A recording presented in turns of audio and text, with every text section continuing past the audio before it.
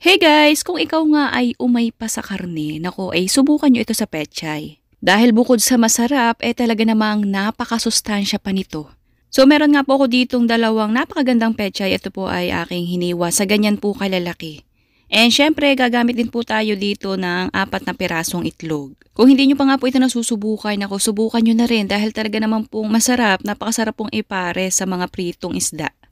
Nilagyan ko po ng konting pampalasa katulad ng asin at paminta. Tapos ito po ay ating ipiprito. Bali yan po yung ating i-scrambled egg. Pero mas maganda po kapag lutong-luto yung ating pinakang itlog.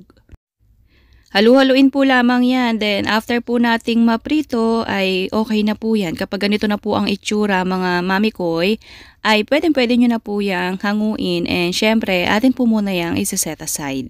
Ang maganda sa recipe na ito ay mas mapapadami nyo po yung pechay and syempre yung atin nga pong pinritong itlog. So ayan. Sa kapareho pong kawali ay dito na rin po ako nagisa ng bawang at sibuyas.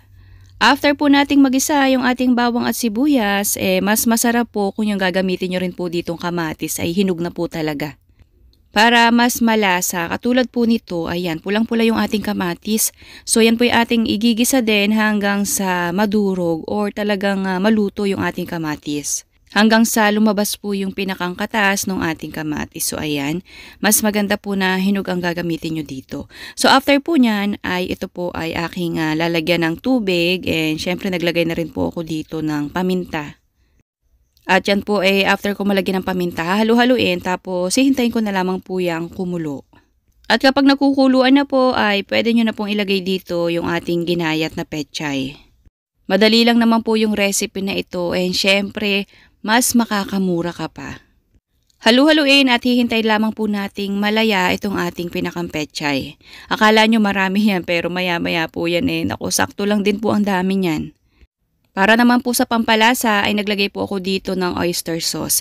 Depende na po sa inyo kung gaano po kadami ang ilalagay nyo dyan. Kung walang oyster sauce, pwede naman pong asin at konting toyo. Lahat po ng pampalasa na inilagay ko dito mga mamis ay pwede nyo pong i-adjust ha. So ayan, naglagay na rin po ako dyan ng konting seasoning granules, pandagdag lasa at pwede na rin pong ilagay dito yung ating pinritong itlog kanina. So ayan, konting halo-halo na lang po yan mga mamis. At pwede nyo na po yang iserve.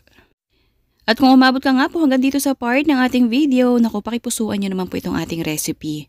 And syempre mag-comment na rin po kayo kung nagustuhan nyo po ba ito. So sana nagustuhan nyo po yung ating recipe ngayong araw.